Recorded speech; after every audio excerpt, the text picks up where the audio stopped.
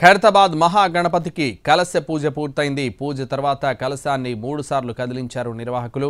చివరగా గుమ్మడికాయతో మహాగణపతికి దిష్టి తీసి పూజ పూర్తి చేశారు.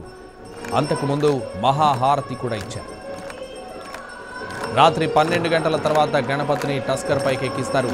వెల్డింగ్ పనులకు దాదాపుగా 2 గంటల సమయం పడుతుంది. టస్కర్ వాహనాన్ని రేపు ఉదయం 7 గంటలకు కదిలిస్తామని అంటున్నారు ఖైరతాబాద్ గణేష్ ఉత్సవ కమిటీ సభ్యులు.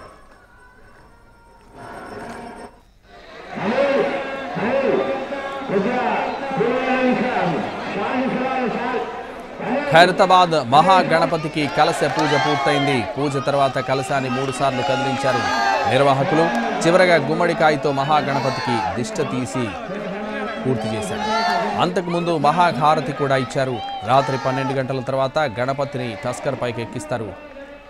వెల్డింగ్ పనులకు దాదాపుగా 2 గంటల సమయం పడుతుంది. టస్కర్ వాహనాన్ని రేపు ఉదయం 7 గంటలకు కదిలిస్తామని అంటున్నారు ఖైరతాబాద్ గణేష్ ఉత్సవ కమిటీ సభ్యులు.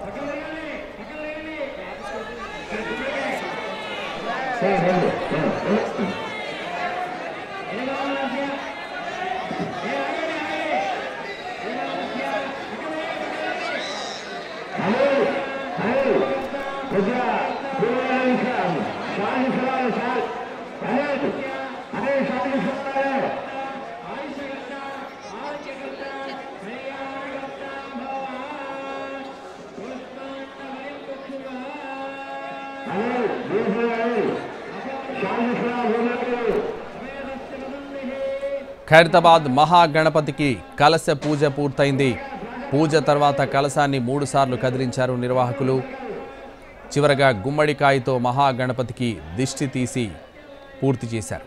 అంతకుముందు మహాహారతి కూడా ఇచ్చారు. రాత్రి 12 గంటల తర్వాత గణపతి విగ్రహాన్ని టస్కర్ పైకి ఎక్కిస్తారు. వెల్డింగ్ పనులకు దాదాపుగా 2 గంటల సమయం పడుతుంది. టస్కర్ వాహనాన్ని రేపు ఉదయం 7 గంటలకు కదిలిస్తామని అంటున్నారు ఖైరతాబాద్ గణేష్ ఉత్సవ కమిటీ సభ్యులు. ప్రస్తుతం ఖైరతాబాద్ మహాగణపతికి పూజ పూర్తయింది. ఆ విజువల్స్ మనం లైవ్ ద్వారా చూస్తున్నాం. వెల్డింగ్ పనుల్ని ప్రారంభించారు. ప్రస్తుతం ఆ విజువల్స్ లైవ్ ద్వారా చూస్తున్నాం. క్రెయిన్ ద్వారా అక్కడున్న వెల్డింగ్ వర్క్స్ అన్నీ కూడా మొదలుపెట్టారు.